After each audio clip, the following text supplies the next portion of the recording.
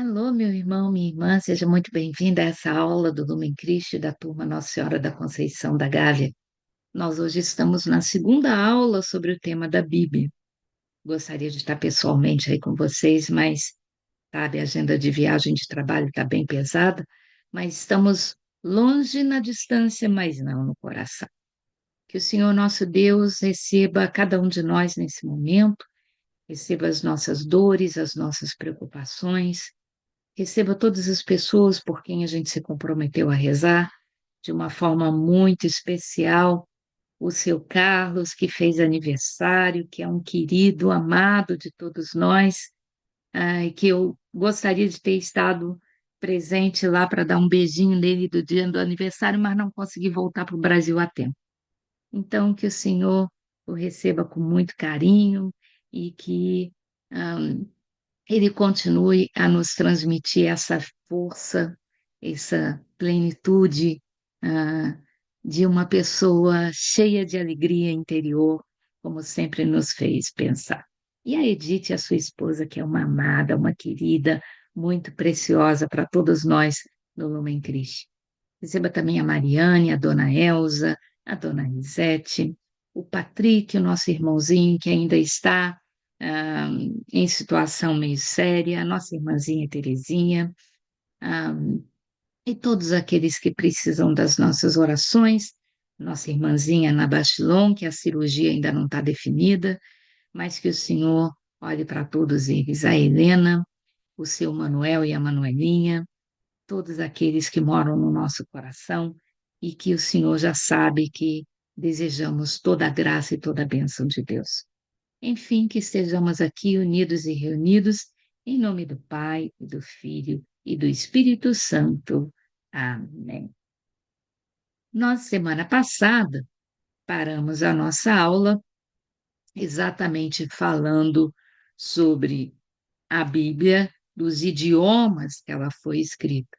E hoje nós vamos começar. Peraí, deixa eu fazer isso de uma forma mais inteligente.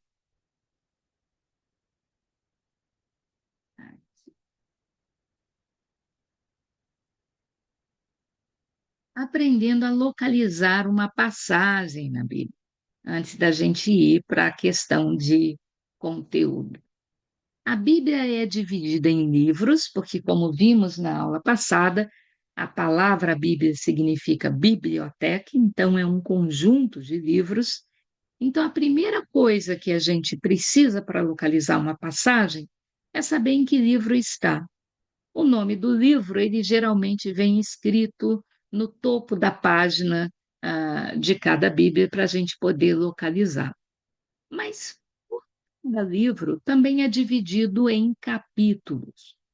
O número do capítulo é sempre mostrado na Bíblia em um tamanho maior e em negrito, para a gente poder encontrar uma determinada passagem. Quem dividiu a Bíblia em capítulo, ah, essa divisão aconteceu no ano 1250 pelo cardeal Hugo de Saint-Cher, que era um abade dominicano que estudava as escrituras, e com propósito simples e direto de facilitar a localização de um determinado trecho ou passagem. Hoje a Bíblia tem 1189 capítulos, sendo 929 capítulos no Antigo Testamento e 260 capítulos no Novo Testamento. Lembrando-se que no Antigo Testamento, esses 929 capítulos estão distribuídos ao longo de 46 livros diferentes, enquanto que no Novo Testamento são 27 livros divididos em 260 capítulos. Mas o capítulo também é dividido em trechos menores, que se chamam versículos. O Antigo Testamento tem 1445 versículos e foi dividido pelo Rabi Natan no ano de. Não. O Antigo Testamento foi dividido em versículos no ano de 1445 pelo Rabi Natan, e nós temos 23.214 versículos no Antigo Testamento. Já o Novo Testamento foi dividido em versículos no ano 1551, da era cristã, por Robert Stanvers, que era um impressor de Paris. Ele não era nenhuma autoridade da igreja, mas foi ele que dividiu em versículos, e o Novo Testamento, então, tem 7.959 versículos, fazendo com que a Bíblia tenha, no total, 31.173 versículos, que são esses pequenos trechinhos identificados por um númerozinho sobrescrito no início de cada versículo. Então, se eu quero achar uma passagem, por exemplo, eu quero achar onde está a passagem de Mateus 10, versículo 8. O nome do livro é Mateus, então eu vou até o Evangelho de Mateus, simbolizado pelas duas letras que referenciam esse livro, MT. O capítulo é o 10º, então vou procurar capítulo identificado com um número em negrito grande, que indica ser o 10º capítulo, e dentro do 10º capítulo eu vou procurar o trechinho identificado por uma letrinha em sobrescrito, número 8, que significa o versículo 8º. Quando eu abrir essa passagem, eu vou encontrar o texto onde Jesus diz: de graça recebestes, de graça vai e dai também. Então, é assim que eu encontro uma passagem na Bíblia. Mas, resumindo então, primeira coisa que eu preciso fazer para achar uma passagem é o nome do livro, que geralmente é mostrado por letras, 2 ou 3 letras, que ilustram o nome do livro ou do autor do livro.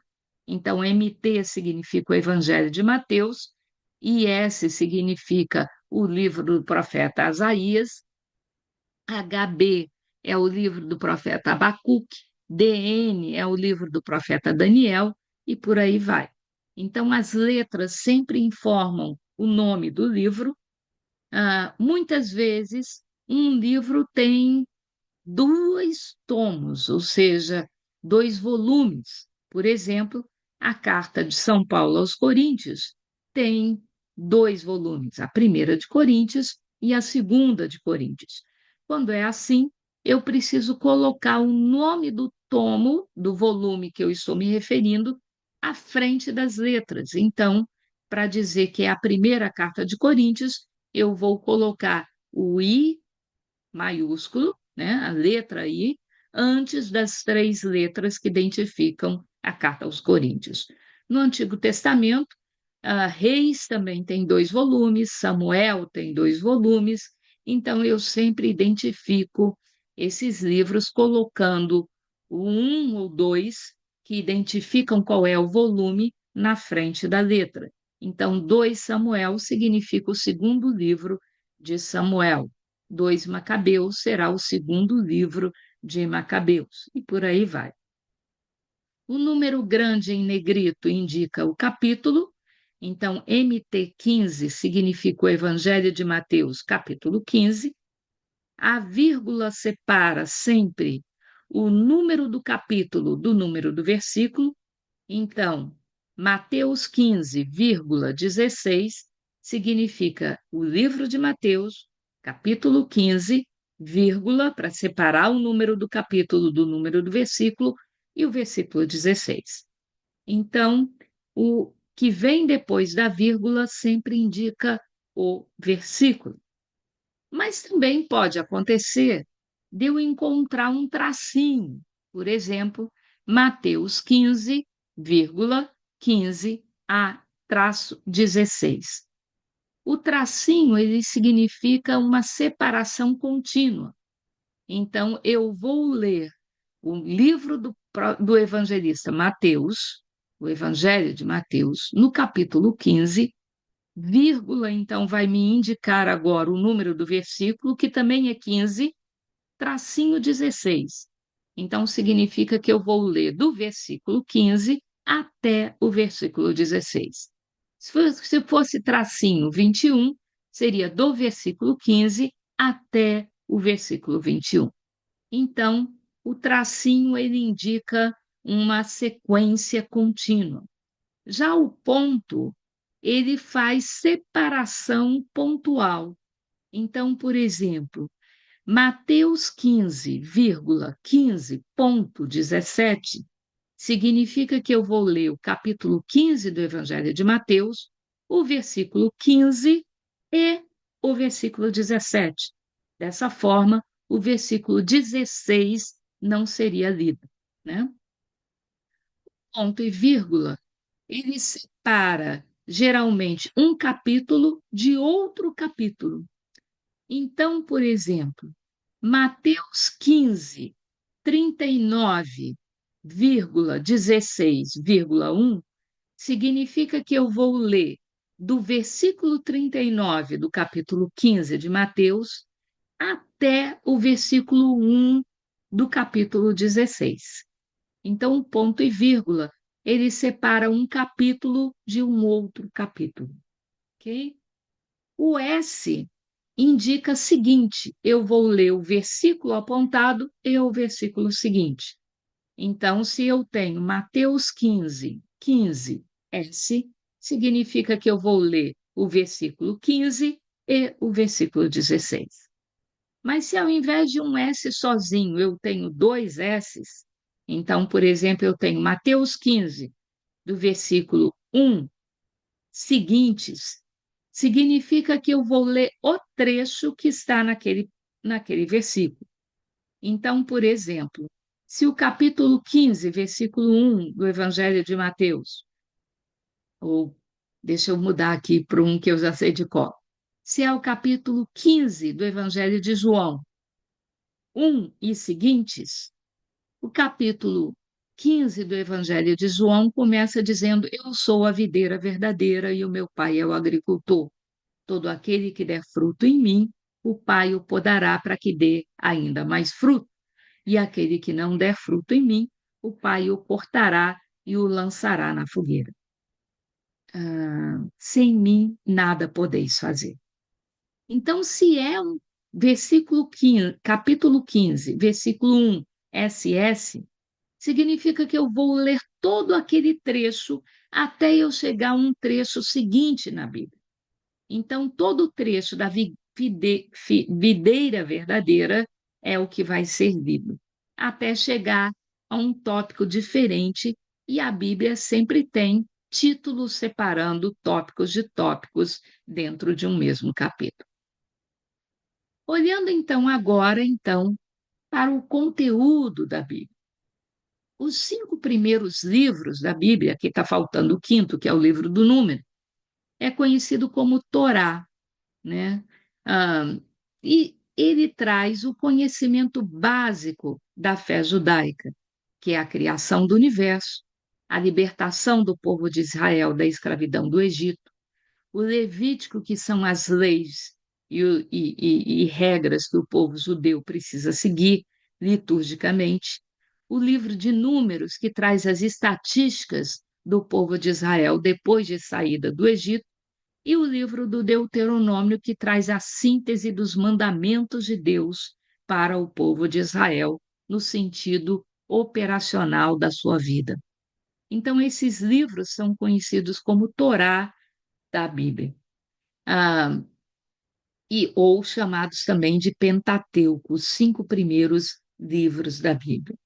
Mas a Bíblia também tem livros históricos, cuja finalidade é contar a história do povo de Israel, como, por exemplo, Josué, Juízes, Ruth, 1 e 2 Samuel, 1 e 2 Reis, 1 e 2 Crônicas, Esdras, Neemias, Tobias, Judite, Esté e 1 e 2 Macabeus.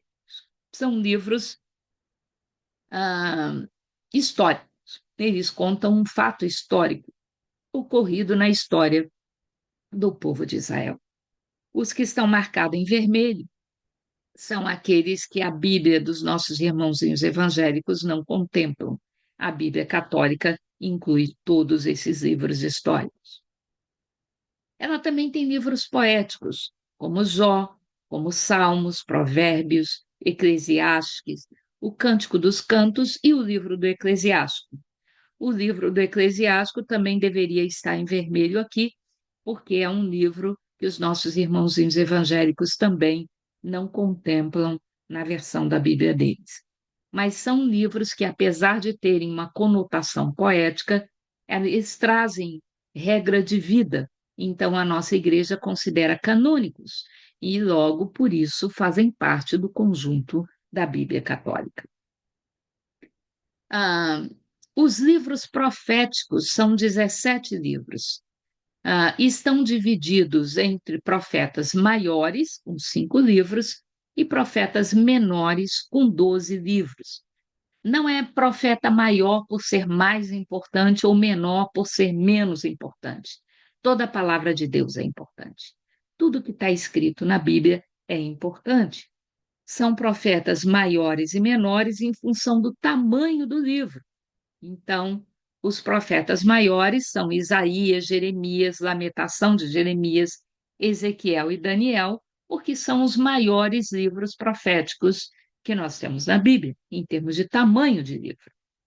Já os profetas menores são 12 livros: Oséias, Joel, Amós, Abdias, Jonas, Miqueias, Naum, Abacuque, Sofonias, Ageu, Zacarias e Malaquias, que são chamados de profetas menores, porque os livros desses profetas são mais curtos, são mais breves. Ok. E o que nós vamos ter no Novo Testamento? Os evangelhos representam o coração do Novo Testamento, e são 4, escritos pelos evangelistas Mateus, Marcos, Lucas e João, que foram, na verdade, prefigurados já na visão de Ezequiel. Um livro histórico também no Novo Testamento, que é o livro do Ato dos Apóstolos, onde Lucas nos narra a história dos primeiros tempos da igreja cristã, logo após a ascensão de Jesus aos céus. Nós temos cartas que são epístolas de orientação para a vida do cristianismo. São cartas às igrejas, geralmente escritas por São Paulo, aos Romanos, Coríntios 1 e 2, Gálatas, Efésios, Filipenses, Colossenses, Tessalonicenses 1 e 2. Cartas a indivíduos, que são cartas orientativas, também geralmente escritas por São Paulo, 1 e 2 Timóteo, carta a Tito e carta a Filemon. Nós temos cartas que não foram escritas por Paulo, como a carta aos Hebreus, que até bem pouco tempo também era atribuída a Paulo, mas hoje já se sabe que ela provavelmente foi escrita por um discípulo de Paulo, talvez até ditada por Paulo, mas não foi escrita por Paulo. 1 e 2 Pedro, 1 e 2 e 3 João, Judas e a carta de Tiago. São as epístolas que formam o Novo Testamento. E nós temos um livro profético também, que é o livro do Apocalipse de São João, que nos narra a consumação da vitória do bem contra o mal, e que para muitos já se realizou e para outros ainda está se realizando a cada dia da história. Vamos de conteúdo do que nós temos na Bíblia, vamos lá. O conteúdo que a gente vai encontrar no Antigo Testamento é principalmente a história da nossa salvação. Então, vai ter a narração do princípio, que envolve aí tanto a criação, o pecado, o dilúvio, a separação dos povos, a história dos patriarcas, que começa a partir do capítulo 12 do livro do Gênesis, que vai contar então a saga de Abraão, Isaque e Jacó, também chamado Israel, e a migração do povo de Israel para o Egito e a escravidão do povo de Israel no Egito, que é o complemento do livro do Gênesis. Já o livro dos Juízes começa com a história de Moisés no Êxodo, depois Josué, Gedeão e Sansão, esses já em 1 e 2 Samuel. e conta exatamente a história desses homens que receberam de Deus a atribuição de conduzir o povo de Israel de volta à Terra Prometida e a instalação dessa nação de Israel nessa terra. Já os livros de Reis, 1 e 2 Reis, vai contar a história dos reis de Israel que assumiram essa missão depois da era dos juízes, que foram Samuel, o último dos juízes, transmitindo essa missão para o primeiro rei, que foi Saul, depois Davi, Salomão e Roboão, onde houve a divisão, a separação dos reinos entre a tribo do norte e a tribo do sul. A tribo do norte, constituída pelas 10 tribos de Israel, e a tribo do sul, constituída pela tribo de Judá e a tribo de Benjamim. Daí em diante, nós temos a história do exílio do povo de Israel, primeiro pelos assírios, levando as 10 tribos de Israel para o exílio, depois os babilônios levando o reino de Judá, ao retorno desse povo à terra prometida, com a reconstrução do templo que havia sido destruído por Nabucodonosor. Ora, onde nós vamos encontrar esses principais feitos? Nós vamos encontrar a história de Abraão e os patriarcas no primeiro livro da Bíblia, principalmente no Gênesis, e ela deve ter acontecido 17 ah, entre os séculos 19 e 18 antes da era cristã. Ou seja, Abraão viveu aproximadamente 1850 anos antes de Cristo, né? Por aí a gente tem uma noção. E depois o povo é levado para o exílio e o retorno do povo à Terra Prometida com Moisés se dá ao longo do século XIII da era anterior ao cristianismo. Davi viveu aproximadamente 1000 anos antes da era cristã. E os profetas, a partir de 8 séculos antes de Cristo, até a vinda de Jesus propriamente dito. O exílio ocorreu aproximadamente no século XVI antes da era cristã e o retorno do exílio mais ou menos 600 anos a 500 anos antes de Cristo. Ora, o Torá, então, composto dos 5 primeiros livros da Bíblia, tem esse conteúdo: a origem do mundo e da promessa no livro do Gênesis, a libertação de Israel no livro do Êxodo, as leis a serem observadas do ponto de vista litúrgico, principalmente no Levítico, dados estatísticos sobre o retorno do exílio, da escravidão no Egito, no livro de Números, e a síntese da doutrina religiosa judaica no livro do Deuteronômio. Esses livros são conhecidos como Pentateuco, esse Torá, conhecido como Pentateuco, e tem a sua autoria atribuída a Moisés. Nós sabemos que Moisés não escreveu esses livros, que levaram quase 1000 anos, 800 anos para serem escritos. Moisés não viveu tanto tempo assim, mas são atribuídos a Moisés porque nós temos na pessoa de Moisés os principais indícios da impulso para que esses livros fossem escritos. Primeiro, em Êxodo 17:14, onde Deus manda Moisés começar a escrever num livro tudo o que ele estava revelando para ficar para a memória do povo de Israel. E no Êxodo capítulo 24 diz então que Moisés obedeceu a essa ordem de Deus, começando a escrever então tudo o que tinha se passado com o rei, as tribos de Israel no retorno da escravidão do Egito.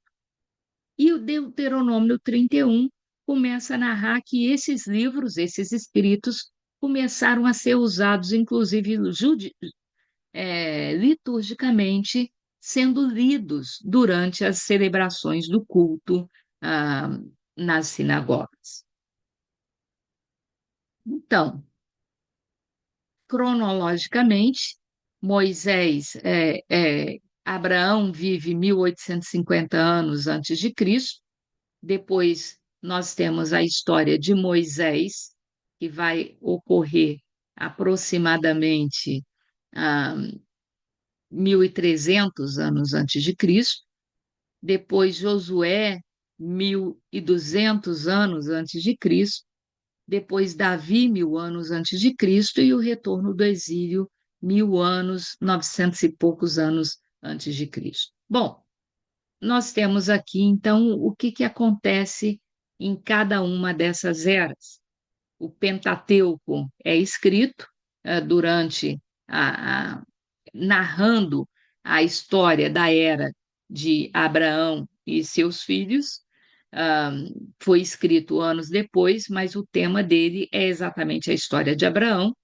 Ah, e eram profetas nessa época, Abraão e José. Moisés trata da história da libertação do povo de Israel do Egito, no livro do Êxodo, onde os principais profetas eram Moisés e Balaão.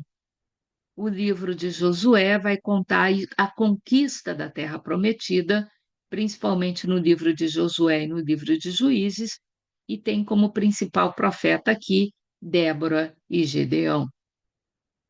Já a história de Davi, a época, a era de Davi, vai falar dos reinos de Israel, 1 e 2 Samuel, 1 e 2 Rei, 1 e 2 Crônicas, e os profetas aí eram abundantes. Samuel, Natã, Elias, Oséias, Joel e Jeremias. E aí Israel vai para o exílio, e nós temos aí os livros que contam a história dessa época, são os livros de Esdras, Neemias, Tobias e Judite, 1 e 2 Macabeus e Daniel, e profetas dessa época são principalmente o profeta Isaías e Ezequiel. Já o Novo Testamento, nós temos os evangelhos. Os três primeiros evangelhos, Marcos, Mateus e Lucas, são chamados de evangelhos sinóticos, porque eles tratam de conteúdo semelhante à história da encarnação, da missão, vida, morte, ressurreição e ascensão de Jesus Cristo e o evangelho que ele nos deixou. Já o quarto evangelho, escrito por São João, ele é muito mais um evangelho de formação do que exatamente um evangelho de anúncio da verdade cristã. O livro do Ato dos Apóstolos, que é histórico, as epístolas, que são de orientação, equivalente aos livros proféticos, e o Apocalipse, que é, na verdade, um equivalente ao livro do profeta Daniel no Antigo Testamento.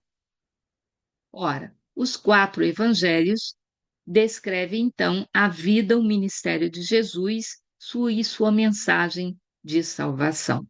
E são quatro: Mateus, Marcos, Lucas e João. Os evangelistas, na verdade, os evangelistas, só um minutinho. Não, filha, eu vou chamar um Uber. Aí eu tive que falar com a minha filhota e sair do modo de apresentação aqui. Deixa eu voltar para vocês aqui.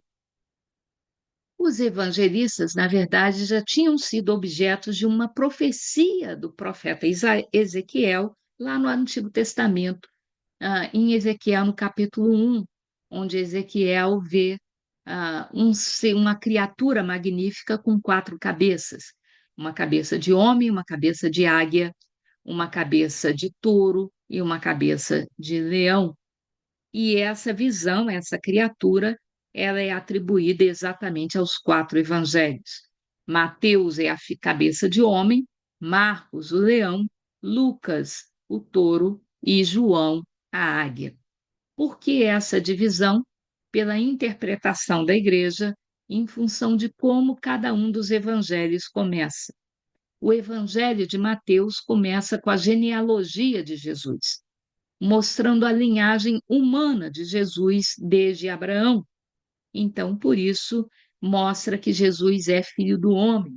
Daí, o evangelho de Mateus ter atribuído a figura, a cabeça, ao semblante humano.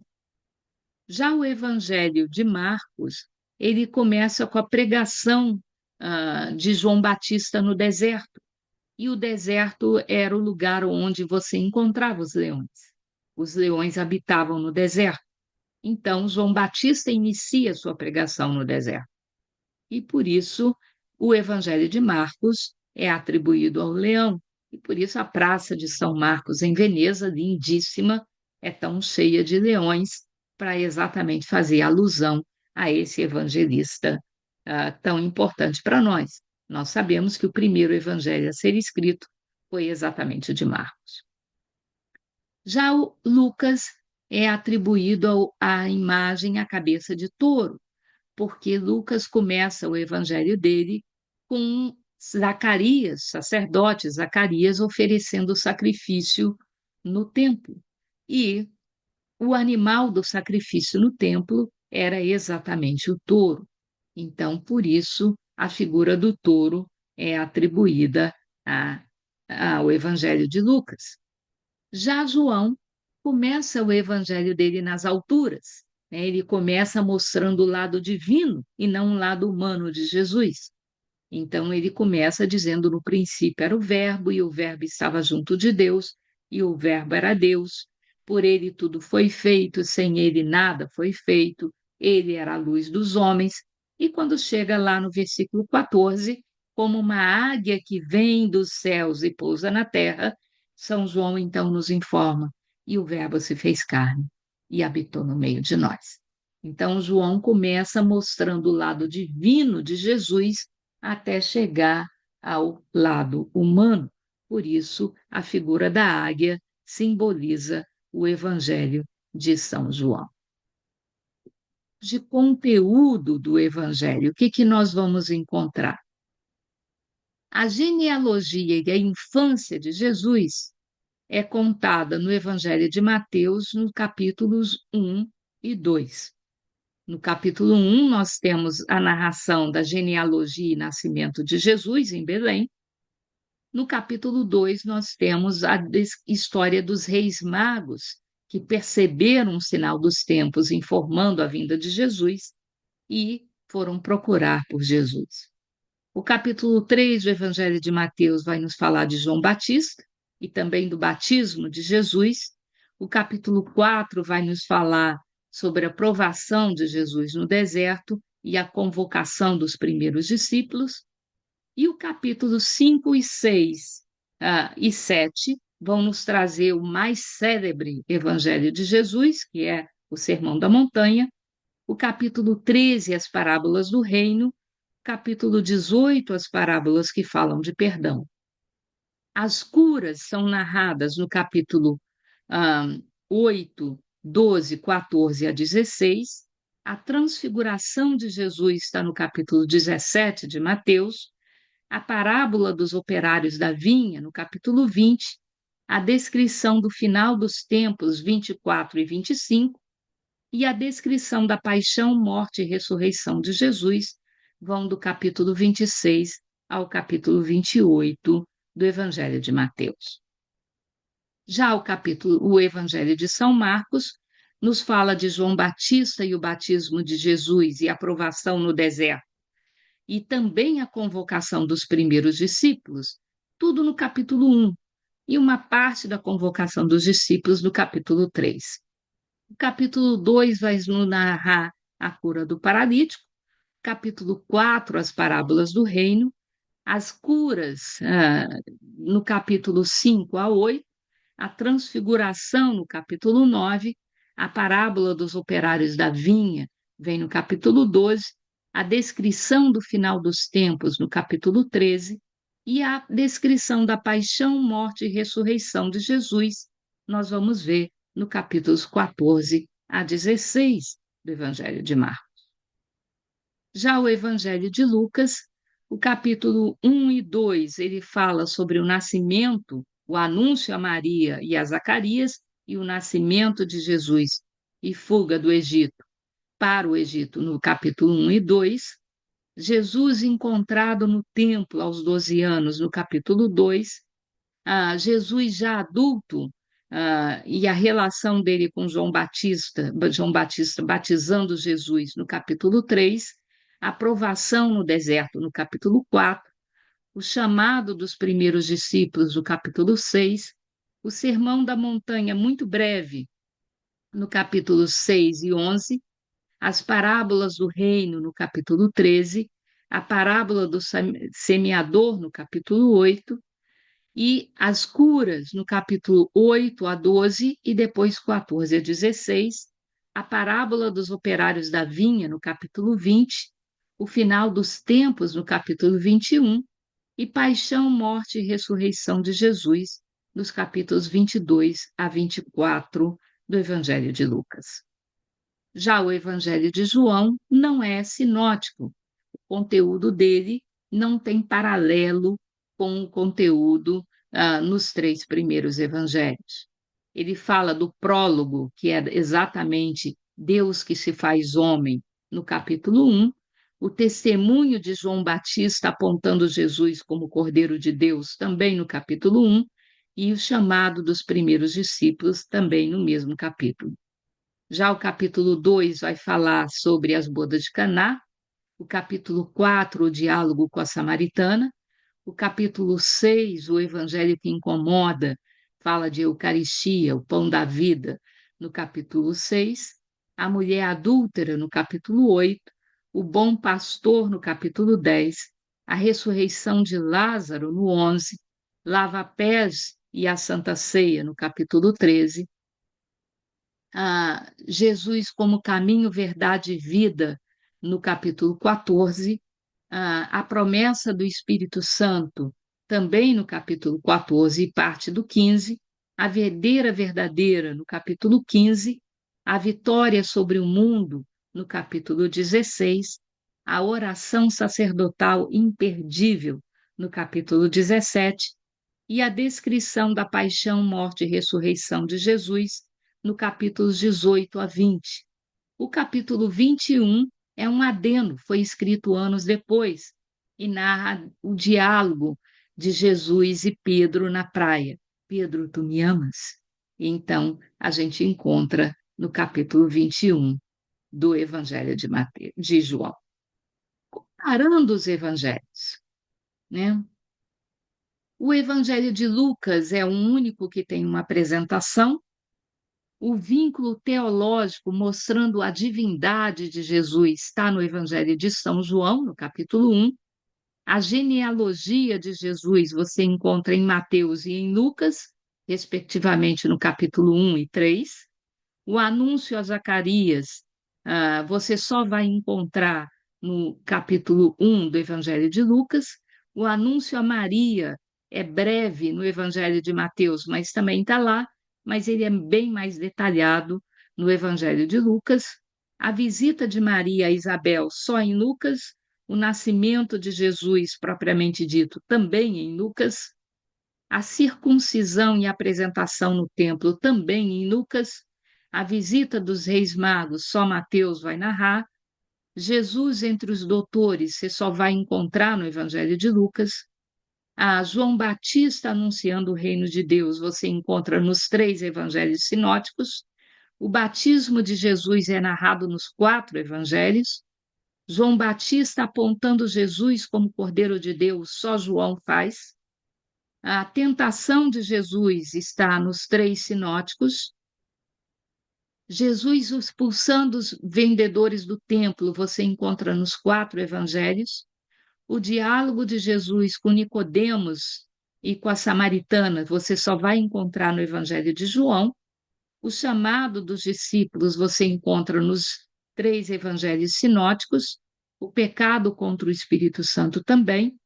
Pedro sendo nomeado o encarregado de conduzir a igreja, você vai encontrar nos quatro evangelhos. A transfiguração de Jesus está nos três evangelhos sinóticos. O sal da terra, luz do mundo, a necessidade de perdoar para ser perdoado, o não julgar o próximo, o chamado de Mateus. Você vai encontrar tudo isso nos evangelhos sinóticos, não no evangelho de São João. O questionamento do jejum, a substituição das coisas antigas pelas novas, a escolha dos 12 apóstolos, o envio deles para pregar o Evangelho 2 a 2, as perseguições e Jesus como Senhor do sábado não aparecem no Evangelho de João, mas vão aparecer nos três evangelhos sinóticos. Cristo sendo comparado a Beelzebu, você vai encontrar nos três evangelhos sinóticos também. Maria e os irmãos de Jesus, ah, nos três sinóticos, o sinal dos tempos, o fermento dos fariseus, a primeira predição da morte de Jesus e a necessidade de tomar a cruz e renunciar a si próprio, você também encontra nos três evangelhos. A necessidade de ter fé do tamanho de um grão de mostarda, a segunda predição da morte de Jesus. Jesus e as crianças, deixai vir a minhas criancinhas. A parábola do jovem rico, a terceira predição da morte de Jesus, tudo isso você vai encontrar nos evangelhos sinóticos e não no evangelho de João. A disputa sobre quem é o maior, a morte de João Batista, há tradições humanas substituindo, comparadas com os preceitos divinos. O mal não é o que sai, mas o que não é o que entra, mas o que sai da boca do homem. Está nos dois evangelhos de Mateus e de Marcos. A questão do divórcio está nos três evangelhos. Os filhos de Zebedeu, os filhos de Trovão, que é João e Tiago, tanto no evangelho de Mateus quanto no de Marcos. As bem-aventuranças, Mateus e Lucas, a lei antiga comparada com a nova, também a lei Mateus e Lucas, reconciliação, a necessidade de dar a outra face, amar os inimigos, a oração do Pai Nosso e o tesouro nos céus, não aparecem em Marcos nem em João, mas estarão nos evangelhos de Mateus e de Lucas. Não se preocupar com o dia de amanhã, pedir e será dado, tirar a trave do próprio olho, fazer ao outro o que quiser que façam a você mesmo. A porta é estreita e nem todo que me diz Senhor, Senhor entrará no reino dos céus. Tudo isso você encontra em Mateus e também em Lucas. Pedir e será dado, você vai encontrar também no Evangelho de João, no capítulo 15. A casa sobre a rocha, que os mortos enterrem seus mortos, a messe é grande, os operários são poucos. Não temer quem mata o corpo, mas quem pode matar a alma. A divisão da família e o menor no reino dos céus, você vai encontrar tanto no Evangelho de Mateus quanto no Evangelho de Lucas. Pelo fruto se conhece a árvore, o sinal de Jonas, o retorno do espírito do mal. Felizes os olhos que viram, a parábola da ovelha perdida e a correção fraterna, também você vai encontrar no Evangelho de Mateus e de Lucas. A porta é estreita e o fim dos tempos, você vai encontrar junto com o Sermão da Montanha. Vinde a mim, vós todos que estáis aflitos, e o que será ligado no céu, na terra será ligado no céu, principalmente no Evangelho de Mateus. Marcos vai ter quem não está contra nós está a nosso favor, e Lucas também vai ter essa passagem.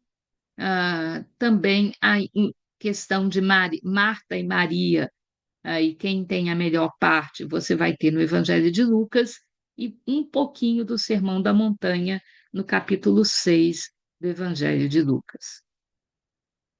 Onde dois ou mais estiverem unidos em meu nome, está no Evangelho de Mateus, a pecadora arrependida que unge os pés de Jesus com perfume, está no capítulo 7 de Lucas, os primeiros lugares de servos inúteis, também está em Lucas. Agora, o pão da vida, o bom pastor, o banquete de Betânia, principalmente no Evangelho de João, embora o banquete de Betânia, onde ah, a pecadora lava os pés de Jesus com as próprias lágrimas, você vai ter tanto em Mateus 26, quanto em Marcos 14, quanto em João, no capítulo 12. A traição de Judas é tratada nos sinóticos, a entrada em Jerusalém, os 4 evangelhos têm, Jesus chorando por Jerusalém, está em Lucas 19, a figueira amaldiçoada, está em Marcos e em Lucas, a necessidade do grão de trigo morrer para se tornar planta, está em João no capítulo 12, a mulher adúltera em João 8, dai a César o que é de César, está nos 3 sinóticos, o questionamento sobre a ressurreição, o primeiro mandamento, o óbolo da viúva, o fim dos tempos, a necessidade de vigiar e orar e a preparação para a Páscoa, também nos 3 sinóticos. Já João vai narrar o lava-pés e a Santa Ceia. O anúncio da traição de Judas está nos 4 evangelhos. A instituição da Eucaristia está nos 3 sinóticos. A predição da negação de Pedro está em João. E Jesus como caminho, verdade e vida, como a videira verdadeira. E a oração sacerdotal, 14, 15 e 17 de João. No mundo tereis aflições, é o capítulo 16 de João. Jesus no Horto das Oliveiras está no capítulo 18 também.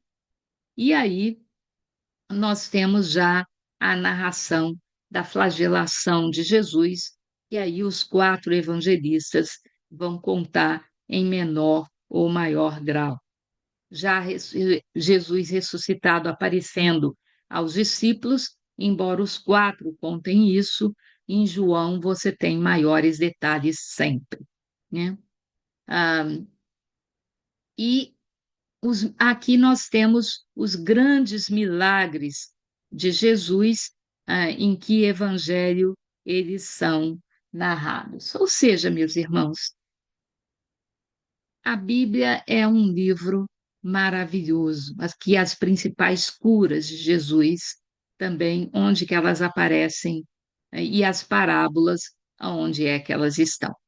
Eu vou botar depois esse arquivo no WhatsApp para que vocês possam ter, porque não deixa de ser uma grande chave bíblica para ajudar vocês a localizar aonde no Novo Testamento estão os principais ensinamentos de Jesus. No nosso próximo encontro, na próxima quinta-feira, que também será virtual, eu estarei, então, trazendo a passagem, a aula sobre os números na Bíblia, que é imperdível. Super recomendo você a estar conosco lá. Que o Senhor nos abençoe e nos guarde, que Ele volte para nós o seu rosto e se compadeça de nós, que Ele nos mostre a sua face e nos dê a sua paz. É o que pedimos em nome do Pai, e do Filho, e do Espírito Santo. Amém. Fiquem com Deus. Nos vemos semana que vem, virtualmente ainda, mas já com muita saudade. Tchau, gente.